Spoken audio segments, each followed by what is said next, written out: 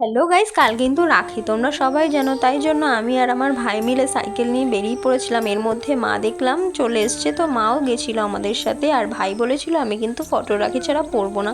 আর আমার একজনের কাছে অর্ডার দেওয়া ছিল, সে দিতে পারেনি কোনো কারণে, তাই জন্য আমি একটা দোকান থেকে এমনি রাখি নিয়ে তারপর আমি স্টুডিওতে চলে আসলাম।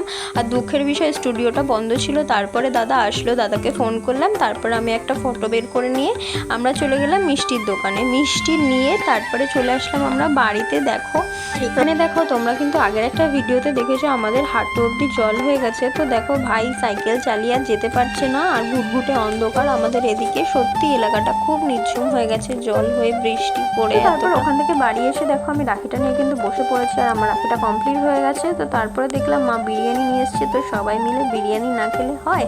তো চলো আমি বিরিয়ানি খাই, আর তোমরা আমার চ্যানেলটাকে সাবস্ক্রাইব করো, অবশ্যই লাইক কমেন্ট শেয়ার করে দেবে। আজকের ভিডিওটা এই অবধি, টাটা।